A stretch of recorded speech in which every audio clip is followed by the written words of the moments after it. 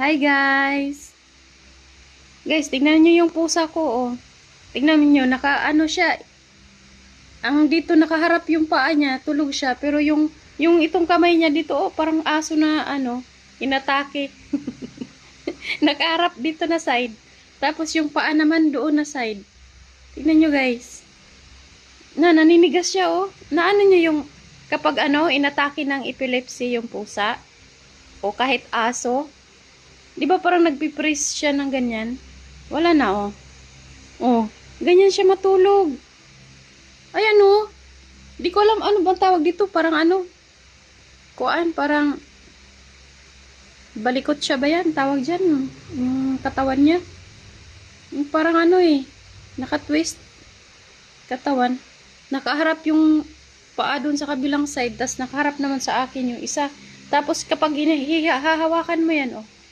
Wala, tigas talaga. Oh. Tipong talaga yan, oh. Kahit gagalaw-galawin mo yan, oh. Tingnan nyo. Wala talaga, oh. Para talaga siyang patay.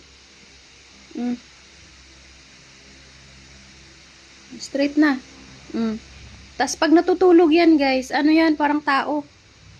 Na-adapt niya yung kilos at saka galawan ng tao, kagaya ng pag-straight ng katawan, pag-straight ng mga ganito.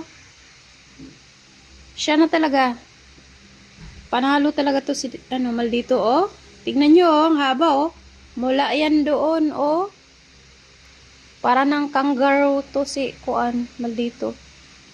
Yan. Matakaw sa pagkain pa. Kakakain lang ngayon. Yan. Kain na naman uli. Walang yan. Nako naman.